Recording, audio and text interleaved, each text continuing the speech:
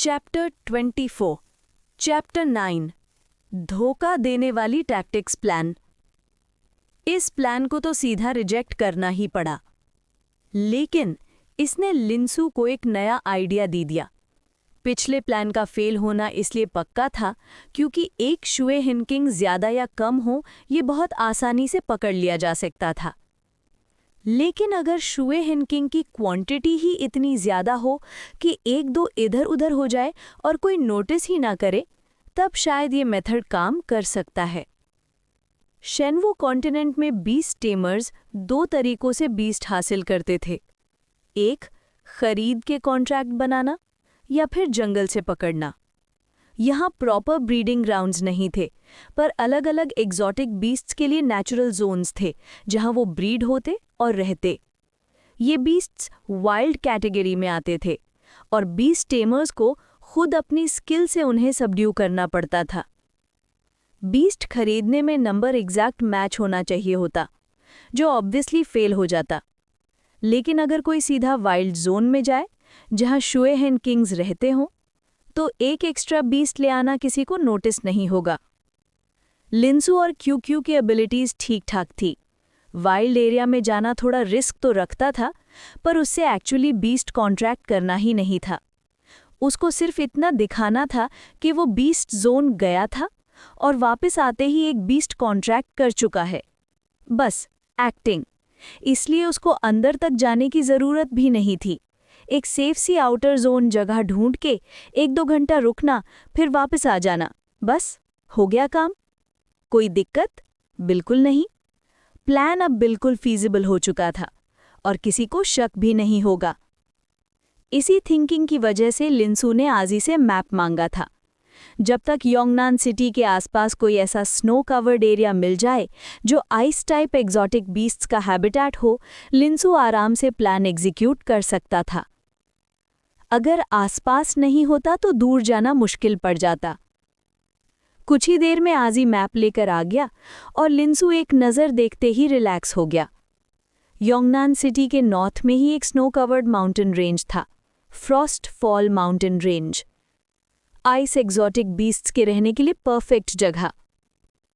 अगली बार वो क्यू को साथ लेकर फ्रॉस्ट फॉल माउंटेन रेंज आएगा, एक सेफ स्पॉट ढूंढेगा, थोड़ी देर रुकेगा और कॉन्ट्रैक्ट दिखा के वापस आ जाएगा। प्लान पक्का हो गया तो लिंसू का टेंशन काफी कम हो गया। उसने आजी से वहां के कुछ डिटेल्स भी समझ लिए। मेमोरी रिकवर करने का बहाना बनाकर लिंसू ने अपने पेरेंट्स से कैजुअली बात की। इस बात को सटली मेंशन किया कि वो खुद ही अपना स्टार्टर बीज ढूंढना चाहता है। ये सब उसने नेक्स्ट ट्रिप के लिए ग्राउंड वर्क सेट करने के लिए किया। लिंसू की ये अप्रोच और इंडिपेंडेंस देखकर उसके पेरेंट्स काफ़ी खुश हुए। उसके फादर, जो एक मार्शल आर्टिस्ट थे, उसकी सेल्फ रिलायंट सोच से स्पेशली इम्प्रेस थे। पर उसकी माँ थोड़ी वरीड हो गई और चाहने लगी कि लिन फैमिली का कोई मेंबर उसके साथ चले। लिंसू ने सीधा मना कर दिया। उसने माँ को ये कहकर रियश्योर किया, दूर नहीं है, बिल्कुल पास ही है। मैं बहुत केयरफुल रहूँगा। बॉडी रिफाइनमेंट रेल्म कल्टीवेशन के साथ मैं अपनी प्रोटेक्शन कर सकता हूँ। सब सेट करके लिंसू अपने रूम लौट आया और बीस्ट टेमिंग स्पेस कल्टीवेट करने के लिए मेडिटेशन स्टार्ट कर दी। बीस्ट टेमिंग स्पेस का टियर बहुत इंपॉर्टेंट होता है।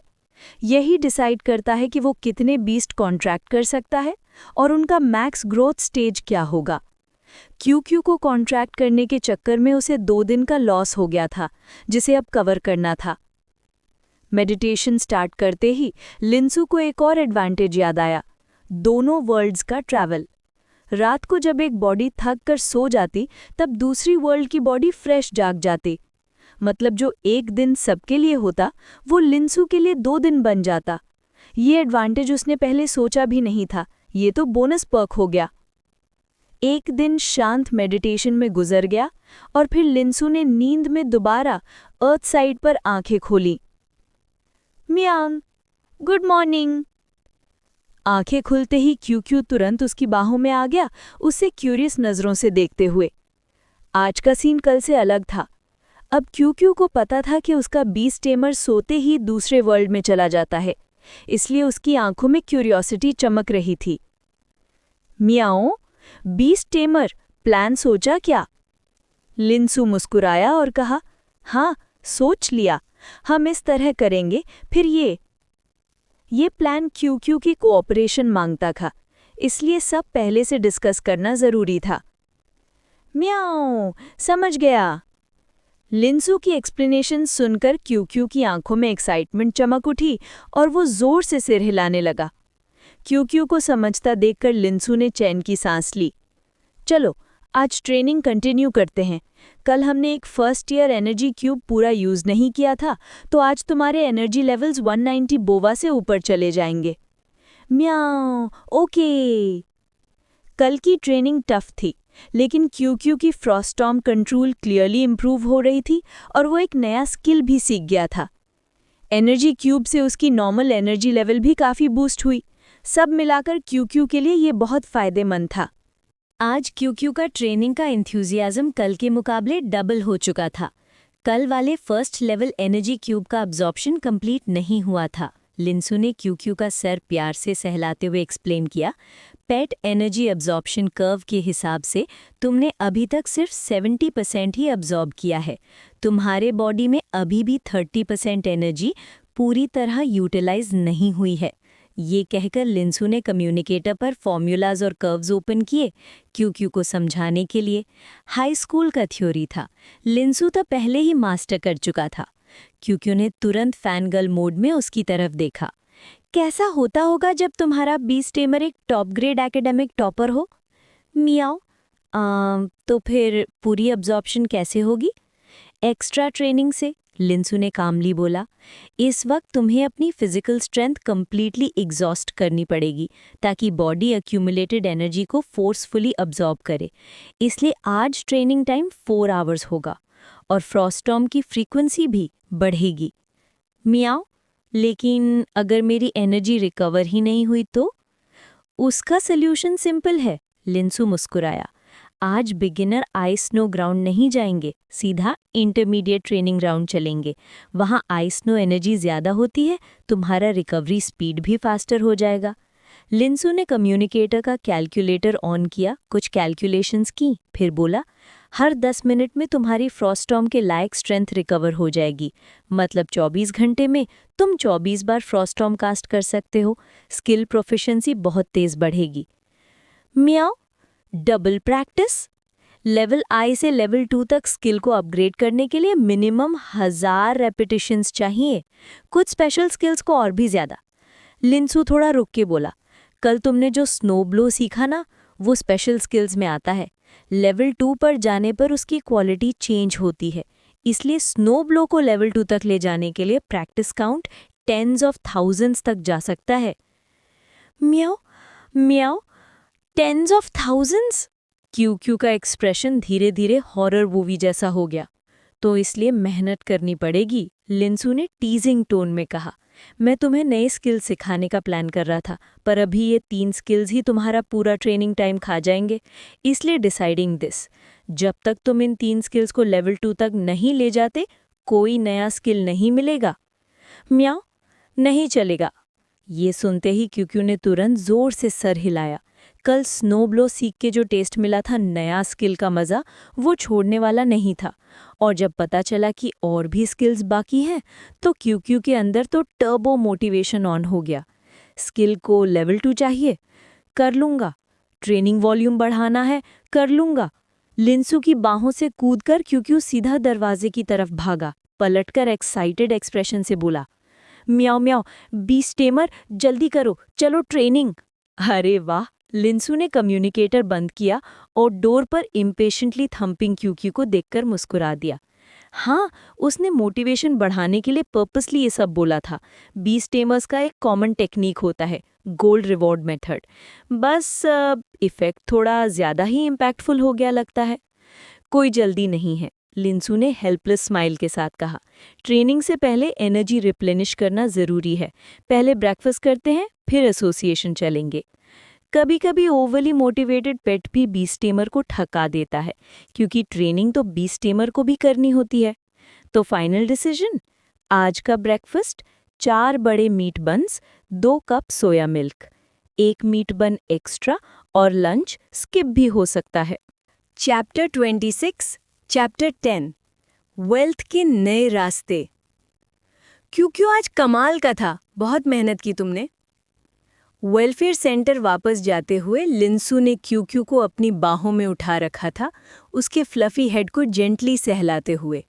आंखों में हल्का सा दर्द और प्यार दोनों था।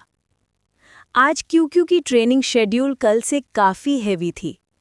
सिर्फ फ्रॉस्ट स्टॉर्म प्रैक्टिस ही डबल नहीं हुई, बाकी दोनों स्किल्स की डिफ़िकल्टी भी काफ़ी बढ़ गई थी। इस एक्सट्रीम ट्रेनिंग के दौरान क्यू ने सिर्फ कल वाले एनर्जी क्यूब की बची हुई एनर्जी अब्जॉर्ब नहीं की, बल्कि ट्रेनिंग के बीच एक और क्यूब खाकर उसका भी मेजर पोर्शन अब्जॉर्ब कर लिया। सिर्फ 2 दिन के अंदर 1000+ union coins worth resources use हो गए, पर रिटर्न भी उतना ही धमाकेदार था। कल ही सीखे हुआ स्नो ब्लो को आज क्यू ने पूरी तरह मास्टर कर लिया था। जहां चाहे जब चाहे स्लो फ्लेक्स की एक थिक शीट क्रिएट कर पा रहा था, और कल जिसमें प्रोग्रेस स्लो था, स्नो ट्रेस, उसमें भी आज क्लियरली इंप्रूवमेंट दिख रहा था। और core skill Frost storm, dozens of exhausting castes और एनर्जी क्यूब के सपोर्ट के बाद क्यू अब अटैक रेंज 5.5 मीटर्स तक एक्सपैंड कर सकता था। स्टेबिलिटी भी काफ़ी इंप्रूव हो गई थी। हाँ, ये अभी भी एंट्री लेवल ही था। रनिंग जंपिंग के दौरान फ्री स्टाइल कास्टिंग हो तभी इसे मास्टरी कहा जाएगा। एनर्जी वैल्यू भी कल के 189 पी से आज 197 पी हो गई थी। लिंसू के एनकरेजमेंट पर थकने के बावजूद क्यू ने अपना फ्लफी हेड उसके हाथ से रब किया। मियाओ, एक बड़ी सी स्माइल। लिंसू भी ने बहुत मेहनत की। चलो अब बी स्टेमिंग स्पेस में आराम करो। मियाओ, एक बड़ी सी स्माइल। मियाओ, ये हल्का सा पेल येलो ग्लो जगा और क्यू इंस्टेंटली बी स्टेमिंग स्पेस में शिफ्ट हो गया। लिंजू को महसूस हुआ कि अंदर जाते ही क्यू डीप स्लीप में चला गया, जिसे रिकवरी स्पीड भी डबल हो गई।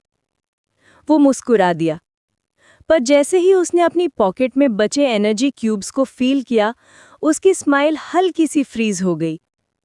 कल उसने एक अलग टीचिंग मेथड यूज करके उस लड़की को स्नोब्लो सिखाया था, जिससे उसे 2 फर्स्ट लेवल एनर्जी क्यूब्स मिले थे। आज ट्रेनिंग के दौरान जब क्यू ने कंटिन्यूअसली क्यूब्स अब्जॉर्ब किए, तब लिंसो को पूरी तरह समझ आया कि एनर्जी क्यूब्स इतने एक्सपेंसिव क्यों होते हैं। Training plus cube is equal to normal training से कई गुना ज्यादा रिजल्ट्स। इसलिए आज सेकंड क्यूब खिलाने के बाद लिंसू ने दांत भींचकर 4 और क्यूब्स खरीदे। 2 catnip flavoured first level cubes, training energy recover करने के लिए, क्यू का favourite. 2 ice attribute first level cubes, elemental control enhance करने के लिए, काफ़ी rare. Normal cube 500 union coins का, catnip flavour 50 coins each, ice attribute cube 1500 coins each, total spending 4100 union coins. और पिछले 2 दिन की ट्रेनिंग ग्राउंड रेंट ऐड करो तो 15,000 यूनियन कॉइन से शुरू की गई अमाउंट अब सिर्फ 10,000 रह गई थी। 10,000 से कुछ दिनों तक ट्रेनिंग चल जाएगी, पर खत्म होना तो पक्का था। लिंसू की अर्निंग स्पीड अभी क्यू की ट्रेनिंग एक्सपेंस के सामने बहुत छोटी थी।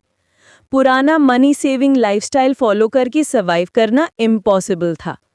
सिर्फ बचत से कुछ नहीं होगा, अर्निंग बढ़ानी पड़ेगी। कोई नया तरीका सोचना होगा पैसा कमाने का।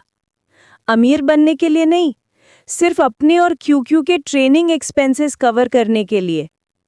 अभी लिंसू के पास एक चीज थी जो किसी और के पास नहीं थी, 2 दुनियाओं के बीच ट्रैवल करने की एबिलिटी। पर इससे पैसा कैसे बनाएं, बिना शक पैदा किए। लिंसू की आंखों में एक थॉटफुल ग्लिंट उभर आई। शेनवू वर्ल्ड से फिजिकल चीजें लाना पॉसिबल नहीं था। बी स्टेमिंग स्पेस आइटम स्टोर नहीं करता, और वो अगर पहनकर भी कुछ लाएं, ट्रांसफर नहीं होता। अगर फ्यूचर में कोई स्पेस टाइप बीस्ट कॉन्ट्रैक्ट कर लिया जिसमें पर्सनल पॉकेट स्पेस हो, तब आइटम ट्रांसपोर्ट इशू सॉल्व हो जाएगा। फिलहाल जिस चीज को वो ला सकता था, शेनवू का नॉलेज, जैसे नए एवोल्यूशन पाथवेज, नए टीचिंग स्किल्स, या फिर जैसे कल स्नो ब्लो का टीचिंग एंगल मॉडिफाई करके एनर्जी क्यूब्स अर्न किए थे। सबसे सेफ ऑप्शन यही था कि एग्जिस्टिंग स्किल्स पे नई ट्विस्ट बेस्ड टीचिंग मेथड निकाली जाए। इससे लोग इसे सडन इंस्पिरेशन मान लेंगे। पर दिक्कत क्या? शेनवू की हर टीचिंग मेथड ब्लू स्टार से सुपीरियर नहीं थी। दोनों वर्ल्ड्स की बीस टेमिंग फिलॉसफी अलग थी। Shenwu to experience plus risk plus intuition, Blue Star science plus efficiency plus proof based methods. Compare करें तो ब्लू स्टार का ट्रेनिंग सिस्टम ज्यादा ऑप्टिमाइज था। स्नो ब्लू एक रेयर एक्सेप्शन था। लिंसू इतनी जल्दी दूसरा सुपर टीचिंग मेथड नहीं निकाल सकता था, इसलिए ये अप्रोच लॉन्ग टर्म नहीं चलने वाली। आखिर में पैसा कमाने का मेन सोर्स होगा। इस पूरे प्रोसेस में जरा सी भी किस्मत या इंस्पिरेशन वाली बात नहीं थी। ऐसा नहीं होता कि अचानक एक टीचिंग स्किल दिमाग में आ जाए। ये सब एक सॉलिड थ्योरेटिकल नॉलेज के फाउंडेशन पर ही बनता है। लेकिन एवोल्यूशन रूट्स अलग चीज थे। एलियन बीस्ट की एवोल्यूशन अनंत संभावनाएं रखती थी। कभी कभी बिल्कुल किस्मत से, जैसे अंधी बिल्ली को मुर्दा चूहा मिल जाए, एक नई एवोल्यूशन रूट डिस्कवर हो सकती थी। यहाँ चांस और रैंडमनेस का फैक्टर बहुत ज्यादा था। इसलिए एक नया बीस्ट टेमर होने के नाते टीचिंग स्किल्स से पैसा कमाने के बजाय एवोल्यूशन रूट्स बेचना लिंसू के लिए ज्यादा सेफ था, क्योंकि उस पे सवाल भी कम उठते। एवोल्यूशन रूट को मोनेटाइज करने के दो तरीके थे, जितना लिंसू जानता था। पहला तरीका, एक्सक्लूसिव एवोल्यूशन रूट का रजिस्ट्रेशन। ये पुराने ब्लू स्टार के पेटेंट सिस्टम जैसा था, एक तरह का इंटेलेक्चुअल प्रॉपर्टी प्रोटेक्शन। अगर कोई इस रूट को देखना चाहता तो उन्हें अलायंस करेंसी देकर ही देखना पड़ता। कुछ हिस्से के बाद बाकी पैसे सीधे लिंसू की इनकम बन जाते। और अगर कोई बिना परमिशन के इस एक्सक्लूसिव रूट को लीक करता तो लिंसू अलायंस की कानूनी सिस्टम के थ्रू क्लेम भी कर सकता था। दूसरा तरीका था सीधा बीस्ट टेमर्स एसोसिएशन को सबमिट करना। वो रूट को वेरीफाई करते, पब्लिक करते और लिंसू को मिलते अलायंस कंट्रीब्यूशन पॉइंट्स। ये पैसा नहीं थे, पर उनकी वैल्यू अलायंस में करेंसी से कम भी नहीं थी। इन पॉइंट से ऐसे रिसोर्सेज मिल जाते जो करेंसी से मिल ही नहीं सकते। अलायंस और एलियन बीस्ट का युद्ध कभी रुकता नहीं था, इसलिए कंट्रीब्यूशन पॉइंट्स उन सबको दिए जाते जो कोई मीनिंगफुल सेवा करते, चाहे बैटलफील्ड में या रिसर्च में। अगर लिंसू पहला ऑप्शन चुनता तो कमाई ज्यादा होती और लंबे टाइम तक होती, लेकिन दूसरा ऑप्शन सिर्फ एक बार का रिवॉर्ड देता, लेकिन कंट्रीब्यूशन पॉइंट्स मिल जाते थे। और लिंसू को पैसा नहीं चाहिए था, उसे सिर्फ रिसोर्सेज चाहिए थे, अपने और क्यू के ट्रेनिंग के लिए। कंट्रीब्यूशन पॉइंट से वो रिसोर्सेज डिस्काउंट पर मिल जाते और कुछ तो सिर्फ पॉइंट से ही मिलते थे। सो पूरी सिचुएशन को तौलकर लिंसू ने फाइनली सेकंड ऑप्शन चूज किया। सोचते सोचते कब वो वेलफेयर हाउस के एंट्रेंस तक पहुंच गया उसे खुद पता नहीं चला। रूम में लौटकर लिंसू ने आंखें बंद कर क्यू की कंडीशन सेंस की। क्यू की थकान काफी हद तक ठीक हो चुकी थी। वो धीरे धीरे गहरी नींद से उठने के साइंस दिखा रहा था। ये देखकर लिंसू ने चैन की सांस ली। आज रात डिवाइन मार्शल वर्ल्ड में जाके उन्हें अपना डिसीव हेवन क्रॉस द सी वाला प्लान फॉलो करना था, इसलिए क्यू को आज पहले से ही अच्छा रेस्ट चाहिए था। लिंसू ने उसे जगाया नहीं, खुद बेड पर बैठकर कम्युनिकेटर ऑन कर बीस्ट टेमर्स एसोसिएशन प्लेटफॉर्म पर अपनी ऑफिशियल आईडी से लॉगिन किया। वहां एवोल्यूशन रूट सबमिट करने का सेक्शन ढूंढने में उसे ज्यादा वक्त नहीं लगा। ब्लू स्टार बीस्ट टेमर्स का उदय बस 100 साल का ही था, और एलियन बीस्ट बैन के बाद लो रैंक स्पीशीज की एवोल्यूशन रूट्स का इंपॉर्टेंस बहुत बढ़ गया था। इमर्टल कंट्री के जितने भी सिक्योरिटी अलायंसेस थे, उन सबको नए एवोल्यूशन रूट्स की बहुत ज्यादा जरूरत थी, क्योंकि एलियन बीस्ट के हाई टियर पावर से वो कम्पीट नहीं कर पा रहे थे। इसलिए अलायंस लोगों को एनकरेज करता था कि वो नए एवोल्यूशन रूट्स प्रपोज करे, इवन अगर वो सिर्फ एक आइडिया या कंजेक्चर ही क्यों ना हो। सबमिशन के बाद स्कॉलर्स उस रूट को टेस्ट करते, फीजिबिलिटी चेक करते, फिर वैल्यू डिसाइड करते। काफ़ी मैन पावर और रिसोर्सेज वेस्ट होते, पर अलायंस को इसकी परवाह नहीं थी। उनके लिए प्रोग्रेस सबसे इम्पॉर्टेंट थी। लिंसू ने अपनी उंगली हवा में रोककर सोचा, कौन सा एवोल्यूशन रूट सबमिट करें। कुछ सेकंड्स बाद उसने टाइप करना स्टार्ट किया। Evolution technique water breathe alveoli के सपोर्ट से स्विफ्ट लिजर्ड पहले सेकेंड टियर रिसोर्स फायरस्टोन से ब्लड सर्कुलेशन स्टिम्युलेट करता है। फिर वो third tier resources water energy crystal, aquamarine और घोस्ट एनर्जी क्रिस्टल अब्जॉर्ब करता है। इस प्रोसेस के बाद वो एक dual element water plus earth beast में इवॉल्व होता है। नई स्पीशीज का टेंटेटिव नाम बिग माउथ्ड क्रोकोडाइल। आगे थियोरी बेस ये है। लगभग 1000 शब्द लिखने के बाद लिंसू ने सबमिट दबाया। एक कन्फर्मेशन पॉपअप आया, evolution route review in progress. Approval के बाद कॉरेस्पॉन्डिंग वैल्यू के हिसाब से कंट्रीब्यूशन पॉइंट्स अवार्ड किए जाएंगे। हो गया। लिंसू ने गहरी सांस छोड़ी। रिव्यू जल्दी नहीं आने वाला था। रिसर्चर्स रूट को टेस्ट करेंगे, वेरीफाई करेंगे, वैल्यू डिसाइड करेंगे और फिर ही पॉइंट्स मिलेंगे। पूरे प्रोसेस में कुछ दिन लगने थे। चैप्टर 28, चैप्टर 10, धन कमाने के नए रास्ते 3। लिंसू ने जो एवोल्यूशनरी पाथ सबमिट किया था वो वैसे तो कुछ खास धमाकेदार नहीं था। स्विफ्ट लिजर्ड खुद एक upper middle tier earth element elite species था। इस नए रूट से इवॉल्व होके वो water plus earth dual element big mouth crocodile बनता था, जो बस एक लो लेवल लीडर स्पीशीज था। रैंक में बस थोड़ा सा इम्प्रूवमेंट, वो भी बेयरली लीडर बनने जितना। और सबसे बड़ी बात, स्विफ्ट लिजर्ड का ब्लू स्टार पर ऑलरेडी एक एवोल्यूशन पाथ एग्जिस्ट करता था। Split rock lizard, earth element का अपर लेवल लीडर स्पीशीज। उसके सामने ये नया रूट तो बिल्कुल ही डल लग रहा था। फिर भी अलायंस हर नए रेवोल्यूशन रूट पर काफ़ी कंट्रीब्यूशन पॉइंट्स देता था, चाहे रूट एवरेज ही क्यों ना हो। इसलिए लिंसू को इस थोड़े से बेकार वाले रूट से भी काफ़ी पॉइंट्स मिलने वाले थे। क्योंकि एवोल्यूशन के लेवल 6 रिसोर्सेज के लिए पॉइंट्स काफ़ी नहीं होते, लेकिन अगले 2 महीने बी स्टेमर यूनिवर्सिटी के एंट्रेंस एग्जाम से पहले ये कंट्रीब्यूशन पॉइंट्स उन दोनों की फुल पावर ट्रेनिंग के लिए बिल्कुल काफ़ी थे। ये सोचकर कि कुछ दिन में ट्रेनिंग रिसोर्सेज की टेंशन खत्म हो जाएगी, लिंसू के चेहरे पर एक ब्राइट सी स्माइल आ गई।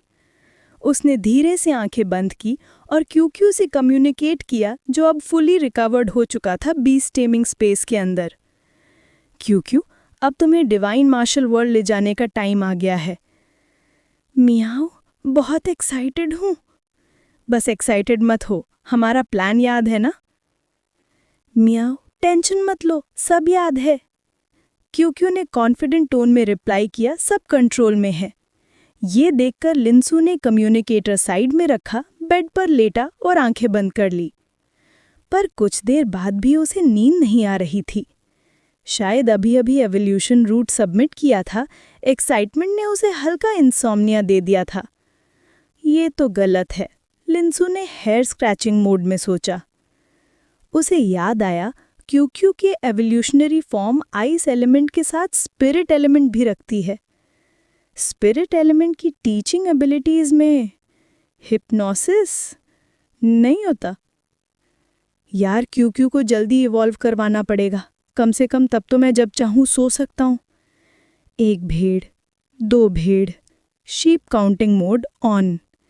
कुछ देर बाद ट्रेनिंग की थकान एक्साइटमेंट के ऊपर भारी पड़ गई और लिंसू धीरे धीरे गहरी नींद में चला गया। ट्रेनिंग सिटी की B stammer university, evolution research institute. एक लैब के अंदर एक शॉर्ट हेड वुमन एक स्विवल चेयर पर पूरी डिफीटेड सी बैठी थी। ब्राइट लाइट्स के नीचे उसका शार्प, वेल डिफाइंड फेस और ज़्यादा स्ट्राइकिंग लग रहा था। उसकी तलवार जैसी सीधी आईब्रोज एक एनर्जेटिक वाइब देती थी, जो उसकी फेमिनिनिटी से ज़्यादा उसके एटीट्यूड का साइन था। कहीं से एक बियर कैन निकालकर उसने पॉप किया और बड़ा गल्प लिया। ग्लुग ग्लुग ग्लुग। उसकी चीक्स हल्की लाल पड़ने लगी। एक जोर का बियर बर्प निकालकर उसने कैन साइड में रखी और गुस्से से बोलने लगी। फिर से फेलियर। मेरे कैलकुलेशंस में कुछ गलत नहीं था। ये डिवाइन लाइट बटरफ्लाई इवॉल्व क्यों नहीं करता? So damn annoying. वो सीधे लैब के खाली रूम में चिल्लाई। फिर कैन उठाकर फिर से glug glug mode on. Beep beep beep. Communicator की इमरजेंसी टोन बजते ही उसने रिफ्लेक्स से पिक किया। Beast Tamer Association invites you to verify a new evolutionary form of the swift lizard. Swift lizard? वो ढक्कन जैसा क्रीचर जिसमें स्विफ्ट नाम का एक एटम भी नहीं। वो थोड़ा सा डिसडेनफुली बोली पर इनविटेशन एक्सेप्ट कर लिया। चलो देखते हैं किसने क्या बकवास लिखी भेजी। स्क्रीन पर लिंसू का एवोल्यूशनरी टेक्स्ट ओपन हो गया। एक ही ग्लांस में उसके आईब्रोज पेनफुली निट हो गईं। उफ, मुझे इन बेवकूफ़ों की गड़बड़ रिपोर्ट फॉर्मेटिंग से नफरत है। फिर उसने शुरू की इंट्रो लाइंस पढ़ी और सीधा अत्याचारी आई रोल दे दिया। वाटर एलिमेंट की एवोल्यूशन और रिसोर्स फायर एलिमेंट का second year? Seriously? Beast tamer association को कोई काम नहीं? इस टाइप की स्लॉपी लॉटरी वाली एवोल्यूशन पाथ को रिजेक्ट नहीं कर सकते? शिकायत करते करते भी उसने पूरा डॉक्यूमेंट पेशेंटली पढ़ लिया और पढ़ते पढ़ते उसका एक्सप्रेशन अजीब होता चला गया, क्योंकि रिपोर्ट बिल्कुल बकवास थी, लेकिन साथ ही साथ कहीं ना कहीं वो डेंजरसली रीजनेबल भी लग रही थी। ये पाथ प्रॉब्लम में है या मैं ही प्रॉब्लम हूँ? Chapter 29, chapter 11, Frostfall mountain range. होश वापस आते ही लिंसू ने आंखें खोली और डिवाइन मार्शल वर्ल्ड में अपने कमरे को देखा। फिर उसने दोबारा आंखें बंद की बीस्ट टेमिंग स्पेस चेक करने के लिए। उसका हमेशा से ये बिलीफ था कि beast pets beast taming space के थ्रू उसके साथ दोनों वर्ल्ड्स के बीच ट्रैवल कर सकते हैं, लेकिन उसने कभी प्रैक्टिकली टेस्ट नहीं किया था। इस वक्त बीस्ट टेमिंग स्पेस का सीन देखकर उसके दिल को फाइनली सुकून मिला। क्यू बिल्कुल कंफर्टेबल स्टेट में अंदर बैठा हुआ था। कोई अनोमली, कोई इशू, कुछ भी नहीं। क्यों तुमने अभी कुछ स्पेशल महसूस किया? लिंसू ने क्यूरियोसिटी से पूछा। उसके लिए तो एक वर्ल्ड में सोने का मतलब दूसरे वर्ल्ड में एंटर करना होता था, लेकिन पेट्स का एक्सपीरियंस कैसा होता होगा? म्याऊ म्याऊ। क्या? मुझे तो कुछ भी फील नहीं हुआ। क्यों की आवाज कंफ्यूजन से फुल थी। वो तो समझ ही नहीं पाया था कि क्रॉसिंग हो चुकी है। मतलब पेट्स तो ट्रांजिशन को फील ही नहीं करते? लिंसू थॉटफुल एक्सप्रेशन में हेड नॉड करता है। फिर एक हल्की सी थॉट वेव के साथ उसके पास सॉफ्ट येलो लाइट झिलमिलाई एक मैजिक सर्कल बन गया और क्यू पहली बार गॉडली मार्शल वर्ल्ड में अपीयर हो गया। समनिंग सक्सेसफुल, कोई प्रॉब्लम नहीं। लिंसू अब पूरी तरह रिलैक्स्ड हो गया। बीस्ट टेमिंग स्पेस से बाहर आते ही क्यू क्यूरियोसिटी से आसपास देखने लगा। फिर उसकी नज़र लिंसू पर पड़ी और वो सीधा शॉक हो गया। म्याऊ म्याऊ, बीस्ट टेमर, तुम बदल गए हो। डिवाइन मार्शल वर्ल्ड में जन्म से मार्शल आर्ट्स ट्रेनिंग ने लिंसू की अपीयरेंस ब्लू स्टार वाले वर्जन से थोड़ी डिफरेंट बना दी थी, पर फीचर्स दोनों जगह हैंडसम ही थे। रीडर जैसा चार्मिंग। लिंसू को क्यू का रिएक्शन एक्सपेक्टेड लगा। शॉर्ट एक्सप्लेनेशन के बाद उसने एक मिस्टीरियस ही स्माइल दी। क्यू, मेरे पास तुम्हारे लिए गुड न्यूज़ है। म्याऊ, कैसी न्यूज़? क्यू तुरंत लाइटनिंग स्पीड से लिंसू के ऊपर चढ़ गया, दोनों आंखें क्यूरियस मोड ऑन।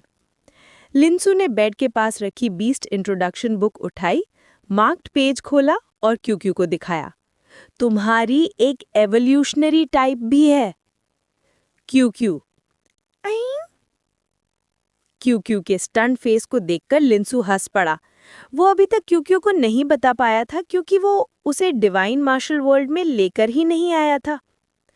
कुछ सेकंड्स की प्रोसेसिंग के बाद क्यू फाइनली एक्साइटेड हो गया। म्याऊ म्याऊ, कौन सी टाइप है? कैसे इवॉल्व होगा? तुम्हारी एवोल्यूशनरी टाइप है। लिंसू बस बोलने ही वाला था कि उसका एक्सप्रेशन सडनली फ्रीज हो गया। एक सेकंड में क्यू वापस बीस्ट टेमिंग स्पेस भेज दिया और रूम का दरवाजा धीरे से खुला। आजी ने सिर अंदर झांका और कहा, यंग मास्टर, अभी मैंने बिल्ली की आवाज सुनी थी क्या? खांसी। शायद तुमने गलत सुना होगा, लिंसू ऑकवर्ड स्माइल के साथ कहता है और अंदर ही अंदर खुद को गाली देता है। इतनी बड़ी गलती? इस वक्त क्यू को रिवील करना इम्पॉसिबल था। Deceive the heavens plan smooth चलना चाहिए, तभी सब सेफ रहेगा। बीस्ट टेमिंग स्पेस के अंदर क्यू पूरा क्यूरियस था अपनी एवोल्यूशन टाइप के बारे में, पर बॉन्ड के थ्रू उसे समझ आ गया कि अभी बाहर आना मना है। तो वो वहीं पर लटपट होकर सोचने लगा।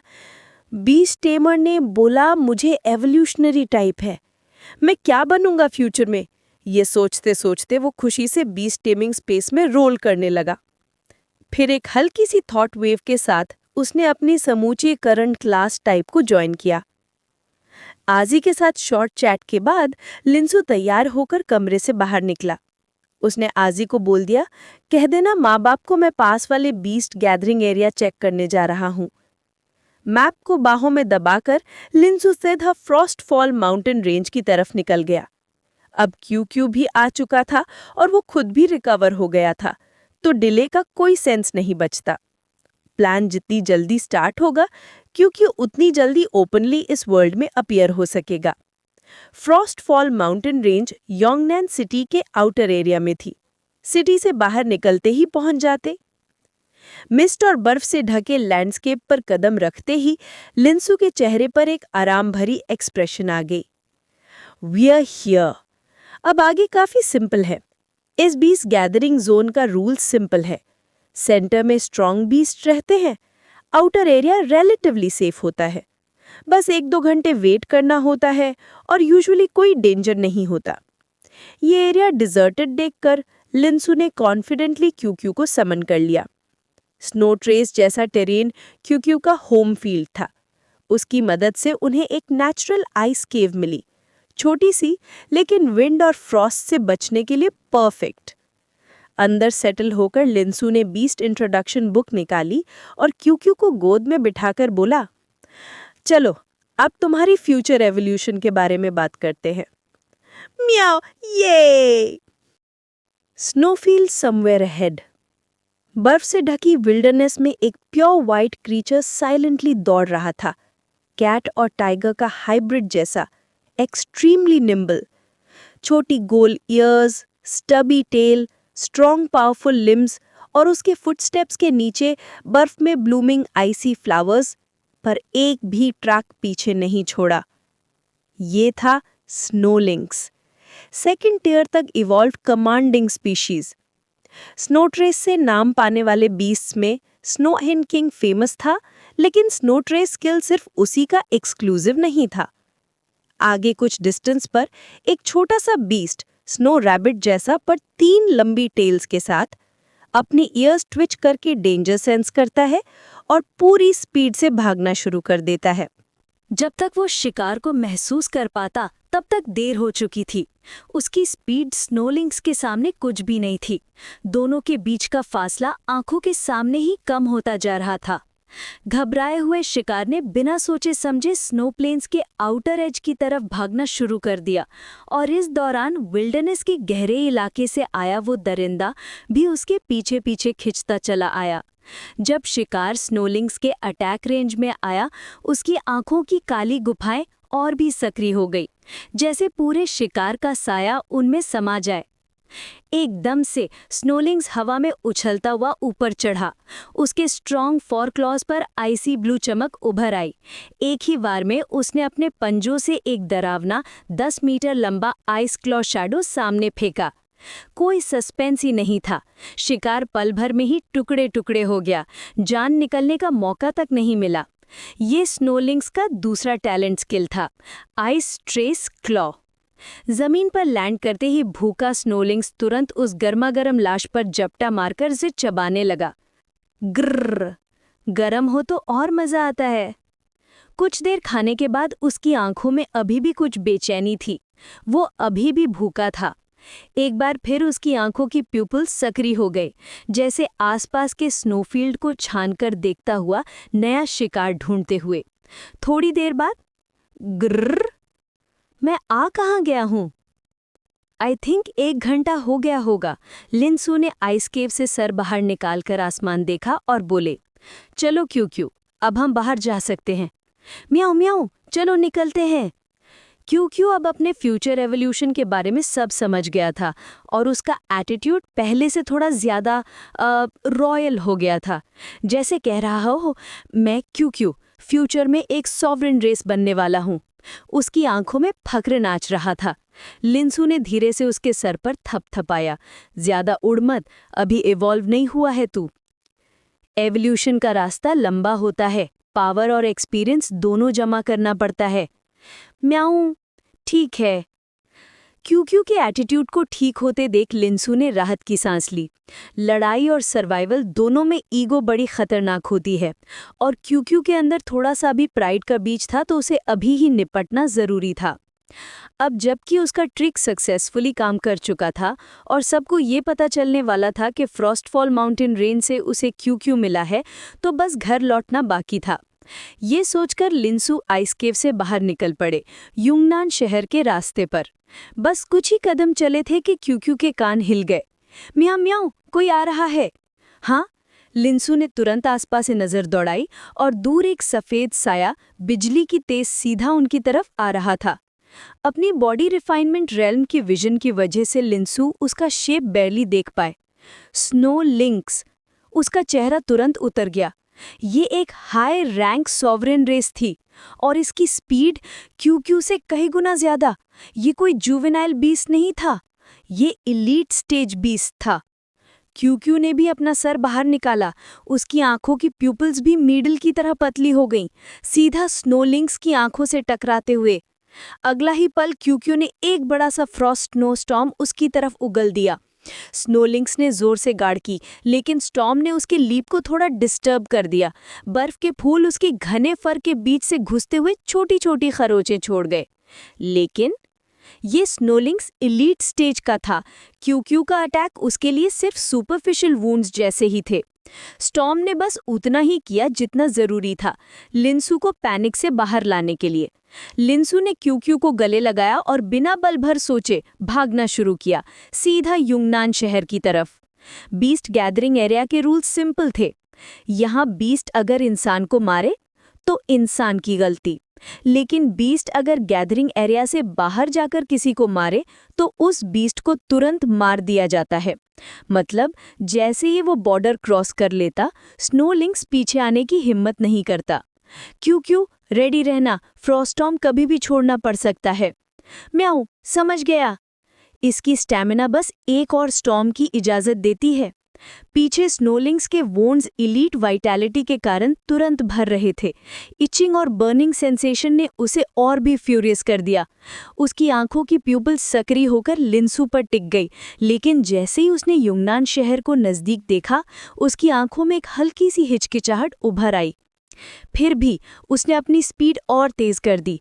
आइस फ्लावर्स उसके पैरों के नीचे फूट रहे थे और वो लिंसू पर लपटता आ रहा था। दोनों के बीच का फासला डरावने स्पीड से कम हो रहा था और फ्रॉस्टफॉल माउंटेन रेंज का बॉर्डर बस कुछ ही स्टेप्स दूर था।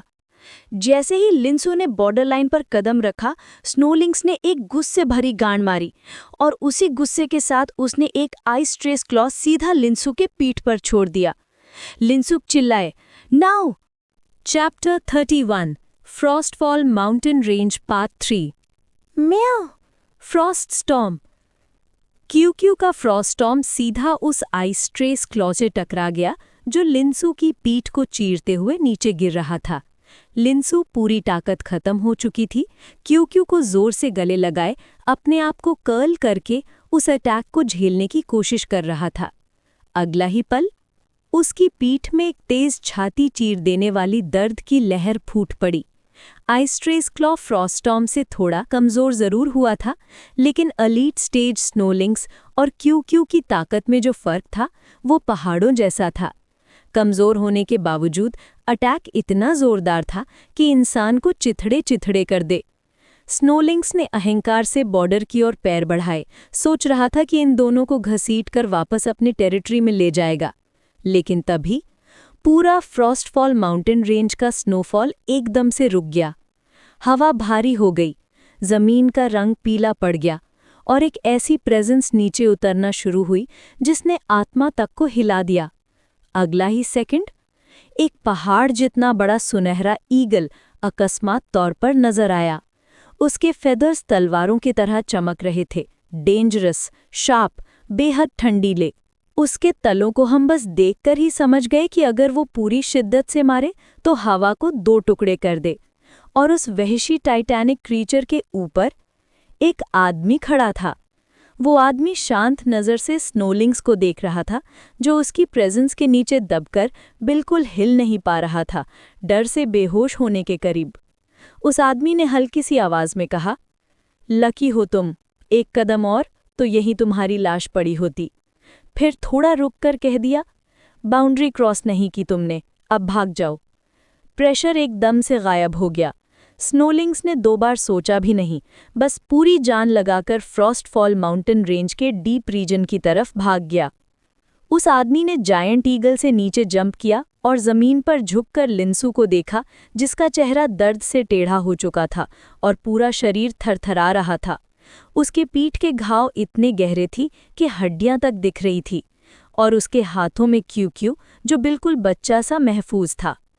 आदमी कुछ देर तक चुप रहा, फिर उसके पैरों के नीचे से पर्पल ब्लैक लाइट का एक बहुत ही कॉम्प्लेक्स लेयर्ड पैटर्न बनी। आसमान से एक बेहद बड़ा प्राचीन सा वृक्ष नीचे उतर आया। जिस पल वो वृक्ष प्रकट हुआ, आसपास के स्नोफील्ड्स में हरियाली की हल्की चमक फैल गई, जैसे जिंदगी की रोशनी हवा में घूम रही हो। छोटी छोटी लाइट ग्रीन पार्टिकल्स हवा में तैरते हुए लिंसू के घाव की तरफ जाने लगे। पोशा गानलिन, इसे बचा लो। सासा, लीव इट टू मी। उस ग्रीन लाइट ने एक लहर की तरह लिंसू के पीठ के घाव में प्रवेश किया। घाव जल्द ही बंद होने लगा, बिल्कुल आंखों के सामने। उसके स्पाइन के पास की जली हुई दर्द की लहर एकदम से शांत हो गई। लग रहा था जैसे कई दिनों की थकान एक पल में निकल गई हो। जब घाव थोड़ा ठीक होने लगा, लिंसू ने धीरे से आंख खोली और उस आदमी को देखकर कहा, सीनियर, धन्यवाद, आपने मेरी जान बचाई। उस आदमी ने एक शब्द तक न बोला, बस वृक्ष को वापस बुलाया, ईगल पर चढ़कर आसमान में गुम हो गया। लिंसू ने उस सीनियर का चेहरा हमेशा के लिए याद कर लिया। फिर क्यू की तरफ देखा, जो उसके बाहों में सिमटकर परेशान आंखों से बस उसे घूर रहा था। लिंसू मुस्कुरा दिया, अब सब ठीक है, चलो घर चलते हैं। म्याओ, मैं बहुत कमज़ोर था। श्श, उसने सर पर हाथ रखा, हमारा सफ़र अभी शुरू हुआ है, हम दोनों मिलकर बहुत ताकतवर बनेंगे। घर लौटने पर उसकी माँ की आंखों में आंसू आ गए। डांट भी पड़ी, प्यार भी मिला। बाप ने कैजुअल टोन में कहा, मर्दों को ये सब लगता ही है, लेकिन दवाई तैयार करने में वो सबसे आगे था। लिंसू ने अपना एक्सप्लेनेशन पहले ही तैयार कर लिया था। उसने फ्रॉस्टफॉल माउंटेन रेंज में एक स्नोलिंग्स कॉन्ट्रैक्ट किया था और उसी से उसको चोट लगी थी। प्लान परफेक्टली काम कर गया। दवाई पीने के बाद क्यू को बी स्टेमिंग स्पेस में भेजा और वो गहरी नींद में डूब गया। Blue star. जागते ही उसने क्यू को वापस बुलाया और तुरंत कम्युनिकेटर ऑन किया। उसे याद था, डिवाइन मार्शल वर्ल्ड जाने से पहले उसने बी स्टेमिंग एसोसिएशन को एक नई एवोल्यूशन पाथ भेजी थी। हाँ, इतनी जल्दी रिजल्ट मिलना मुश्किल था, लेकिन फिर भी देखने का मन किया। लॉगिन करते ही एक नोटिफिकेशन पॉपअप हुआ, regarding the review result of your submitted evolution path. इतनी जल्दी रिजल्ट्स? लिंसू की सांसें रुक गईं। Overnight reply? तो क्या रिव्यू फेल हो गया? Chapter 32, Chapter 12, Smoking is harmful to health। कांपते हाथों से लिंसू ने रिसीट ओपन की और तभी से समझ आया कि वो गलत समझ रहा था। इतनी जल्दी रिप्लाई आने की वजह रिव्यू फेल नहीं थी, बल्कि इसलिए क्योंकि बीस्ट एसोसिएशन की एफिशिएंसी हद से ज़्यादा हाई थी। उन्होंने उसकी सबमिशन को पूरी रात में ही अप्रूव कर दिया था। चूचू को गोद में लिए लिंसू ने हल्की सी सीटी जैसी आवाज़ निकाली। इसने एक्सपेक्ट ही नहीं किया था कि बीस्ट एसोसिएशन इतनी तेज़ी से वेरीफाई करके रिजल्ट दे देगी। हाँ, उसे पता था उसकी एवोल्यूशनरी पाथ में कोई प्रॉब्लम नहीं, पर फिर भी इतनी मेहनती और एक्टिव बीस्ट एसोसिएशन सच में प्यारी लगती है। Mountain city university evolution research institute. सुबह की हल्की धूप एक क्वाइट लैब के ग्लास विंडो से अंदर आ रही थी। लैब में कोई नहीं था। तब तक जब तक एक थका हुआ हाथ डेस्क के साइड से ऊपर नहीं आया, फिर एक और हाथ। काफी देर के बाद एक शॉर्ट हेड लड़की बिल्कुल थकी हुई, बिखरे बाल और हेवी डार्क सर्कल्स के साथ अपने आप को टेबल से उठाकर खड़ी हुई। वन नाइट, उफ, मर ही जाती। वो लड़खड़ाते हुए कॉफी मशीन के पास गई, एक स्ट्रॉन्ग कप बनाया और ग्लग ग्लग करते हुए एक साथ पी गई। जैसे ही उसने पांव पटका, उसके नीचे पेल पर्पल लाइट पैटर्न्स एक कॉम्प्लेक्स फॉर्मेशन में चमक उठे। उस फॉर्मेशन से एक पेट भी समन हुआ, एक छोटे से इंसान जैसे लगने वाला मशरूम टाइप क्रीचर, 1 मीटर से भी छोटा, ब्लू ग्रीन पैटर्न्स के साथ और बड़ा सा मशरूम कैप हेड। बीस्ट के अपीयर होते ही लड़की ने बिना टाइम वेस्ट किए पॉकेट से रिफाइंड विमेन सिगरेट निकाली, जलाई, डीप ड्रैग ली और एक परफेक्ट स्मोक रिंग ब्लो की। फेस पर tired but chill expression. Mushroom baby, थोड़ा एनर्जी दे। गुलू गुलू। No problem. सिगरेट खत्म होते ही उसने दूसरी नहीं जलाई, बस पैकेट पॉकेट भी वापस रख दिया। मशरूम बेबी की हीलिंग से उसके डार्क सर्कल्स बिल्कुल गायब। अब वो बिल्कुल फ्रेश लग रही थी। उसने मशरूम बेबी के सॉफ्ट मुशी कैप को थपथपाया। अगर तुम नहीं होते ना छोटू, मैं जिंदा नहीं रहती। मशरूम बेबी ने दोनों छोटे पौधे जैसी हाथों से अपनी आंखें कवर कर ली, शर्माते हुए। गुलू गुलू। उसने मशरूम बेबी को बीस्ट टेमिंग स्पेस में वापस भेजा और कम्युनिकेटर खोला। थोड़ी देर टैप टैप करने के बाद उसके लिप्स पर एक टीजिंग स्माइल आई। एक हाई स्कूल सीनियर ने एवोल्यूशनरी पाथ डिस्कवर किया। बच्चा काफी इंटरेस्टिंग लग रहा है। बीस्ट एसोसिएशन के इनवाइटेड वेरीफायर होने के नाते वो सबमिटर का आइडेंटिटी डेटा रिव्यू से पहले नहीं देख सकती थी। बायस अवॉइड करने के लिए ये रूव था। पर अब रिव्यू हो चुका था और एक लेवल 1 रिसर्चर होने के नाते वो इजीली डेटा ओपन कर सकती थी। जैसे ही डेटा ओपन हुआ, उसकी आंखें थोड़ी बड़ी हो गईं। वो सोच रही थी कि कोई यूनिवर्सिटी स्टूडेंट होगा या किसी रिसर्च इंस्टीट्यूट का प्रोजेक्ट, पर असली सबमिटर तो एक हाई स्कूल का फाइनल ईयर स्टूडेंट निकला, जिसने अभी-अभी अपना इनिशियल बीस्ट कॉन्ट्रैक्ट किया था। एवोल्यूशनरी पाथ रिसर्च में कम थियरी लगती है, लेकिन फिर भी एक हाई स्कूलर से ये एक्सपेक्ट नहीं किया जाता। अगर वो एवोल्यूशनरी पाथ यूजलेस होता तो शायद वो इतना सोचती नहीं, पर ये वाला कुछ अलग ही था। ओपोजिंग एट्रीब्यूट रिसोर्सेज का यूज करके एग्जॉटिक बीस्ट्स को इनवाइट करना ताकि वो एवोल्यूशनरी रिसोर्सेज बेटर एब्जॉर्ब करें। ये आइडिया सुनाई रिस्की देता है, पर उसके ओवरनाइट एक्सपेरिमेंट्स ने प्रूव कर दिया ये एवोल्यूशनरी पाथ एक्सपेक्टेड से ज्यादा स्टेबल है। ऊपर से इस कॉन्सेप्ट ने उसके खुद के रिसर्च प्रोजेक्ट को भी नए डायरेक्शंस दे दिए। इसको एक पर्सनल ईमेल भेजती हूँ, हो सकता है बाद में इससे मिलने का भी चांस मिले। उसकी आंखों में एक चालाक सी चमक आ गई। बच्चों, तुमने मेरी क्यूरियोसिटी जगा दी है। Blue star लिंसू। लिंसू ने रिसीट के डिटेल डेटा को पढ़ना शुरू किया और धीरे धीरे उसकी आंखें फैल गईं। उसने स्विफ्ट लिजर्ड की एवोल्यूशनरी पाथ चूज की थी 2 रीजन से। इनएफिशिएंट थी, ज्यादा अटेंशन अट्रैक्ट नहीं करती। इसमें कोई ऐसे एवोल्यूशन रिसोर्सेज या स्किल्स नहीं थे जो ब्लू स्टार में अनअवेलेबल हो। उसे लगा सब सेफ है, पर एक छोटा सा इशू फिर भी रह गया। रिसीट में लिखा था, स्विफ्ट लिजर्ड की एवोल्यूशनरी पाथ की प्रैक्टिकल वैल्यू ज्यादा नहीं, पर ओपोजिंग एट्रीब्यूट रिसोर्सेज का इनोवेटिव यूज ग्राउंड ब्रेकिंग है। Overall evaluation above average. Linsu ने हल्की सी सांस छोड़ी। उसका थ्योरेटिकल नॉलेज अभी भी वीक था। एवोल्यूशनरी पाथ्स के बारे में बहुत कम जानता था और ये ऑपोजिट एट्रीब्यूट इशू उसके दिमाग में आया ही नहीं था। खैर, रिव्यू स्मूथली पास हो गया, यही काफ़ी था। और क्योंकि इवैल्यूएशन हाई था, रिवॉर्ड भी एक्स्ट्रा मिला। Total reward 500 contribution points. Alliance coins में ये एक्सचेंज नहीं होते, पर अप्रॉक्स रेशियो 1:1000 होता है। मतलब 500 contribution points, 5 lakh alliance coins. Linsu ने कम्युनिकेटर को पकड़कर धीरे से एक्सहेल किया। Not bad. Chapter 33, chapter 12, smoking is harmful to health too. और सबसे खास बात, कंट्रीब्यूशन पॉइंट से रिसोर्सेज एक्सचेंज करते वक्त डिस्काउंट मिलता था। इसका मतलब उनकी एक्चुअल वैल्यू और भी ज्यादा होती। जैसे पहले एक level 1 ice attribute energy cube की प्राइस 1500 अलायंस कॉइन्स थी। कंट्रीब्यूशन पॉइंट से उसे सिर्फ 1 पॉइंट में मिल जाता था।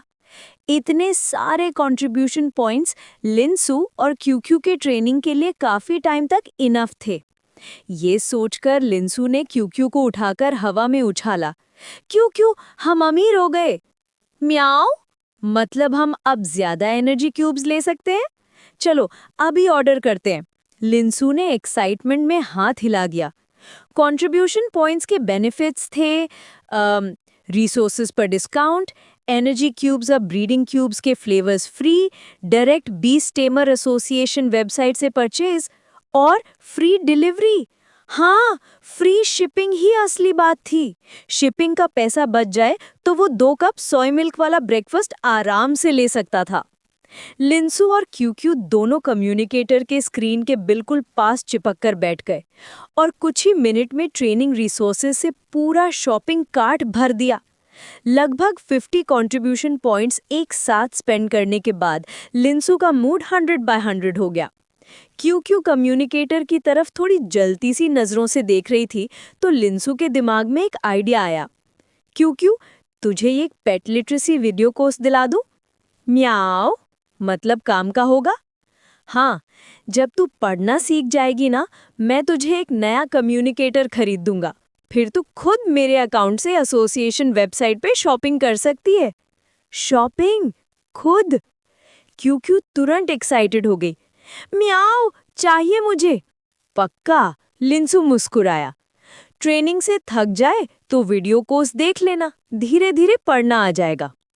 कल ही उसने एसोसिएशन फोरम में एक बी स्टेमर का पोस्ट देखा था। उसका पेट पढ़ाई सीखकर खुद रिसोर्सेज ढूंढने लगा, टीचिंग वीडियोस देखता था, सब ऑनलाइन। लिंसू को भी आइडिया वहीं से मिला था। ये आलसी होने के लिए नहीं, बस पेट को ज्यादा ज्ञान देना हमेशा अच्छा होता है, और पढ़ाई आ जाए तो लाइफ कितनी इजी हो जाती है। चलो अब हमें डिंग। उसके कम्युनिकेटर ने नोटिफिकेशन टोन बजाई। ईमेल, सेंडर थिन नान, एक अननोन नाम। लिंसू ने इंस्टिंक्टिवली ईमेल ओपन की और 1 सेकंड में उसका एक्सप्रेशन बदल गया। थिन नान, वही रिसर्चर जिसने उसकी एवोल्यूशनरी पाथ को ओवरनाइट इवैल्यूएट किया था, लिख रही थी कि उसकी एवोल्यूशनरी पाथ से उसे बहुत इंस्पिरेशन मिला और वो लिंसू से पर्सनली मिलना चाहती है। लिंसू ने तुरंत उसकी आइडेंटिटी वेरीफाई की। B stammer university evolution lab level 1 researcher. B stammer university Yanwang alliance के टॉप 5 बी स्टेमर कॉलेजेस में से एक। सच कहें तो ऐसी रिसर्च एक्सपर्ट से बात करना सुपर बेनिफिशियल था, पर दूसरी तरफ बात करते ही उसकी नॉलेज की कमी सामने आ जाएगी। वो डाउट कर सकती है कि एवोल्यूशनरी पाथ का ओरिजिन क्या है। थोड़ा सोचने के बाद लिंसू ने रिप्लाई किया, हाँ, मिल सकते हैं। एवोल्यूशनरी पाथ सबमिट करते रहना है, एक्सपर्ट से बात करनी ही पड़ेगी, और नॉलेज गैप वो तो ताज़ा पढ़ाई करके कवर कर लेगा। वैसे भी लेवल 1 रिसर्चर बहुत बिजी होती है, आने में कुछ दिन या 1-2 महीने लग जाएंगे। टाइम काफ़ी होगा पढ़ाई के लिए। Right? Next moment, I come this afternoon. Linsu ने कम्युनिकेटर की स्क्रीन देखकर एग्जिस्टेंशियल क्राइसिस फील की। क्यों? म्याऊ, क्या हुआ? आज ट्रेनिंग कैंसिल, तू पढ़ना सीख पूरा दिन। म्याऊ, और तुम? लिंसू ने ब्लैंक एक्सप्रेशन के साथ फोन उठाया। मैं लास्ट मिनट क्रैमिंग शुरू करता हूँ। Autumn leaf road number 1। किन्नान ने कम्युनिकेटर का नेविगेटर ऑन किया। वो एड्रेस था autumn leaf children's welfare home. Gate के सामने खड़े होके वो थोड़ी देर चुप रही। चेहरे पर पुरानी यादों का दर्द। उसने एक सिगरेट निकाली, जलाई और फिर वेलफेयर होम का दरवाजा धक्का देकर खोला। क्रीक। अंदर तैयारी कर रहा लिंसू चौंक गया। उसने सामने आती हुई वुमन को देखा, डीप ब्रेथ ली और तुरंत आगे बढ़ गया।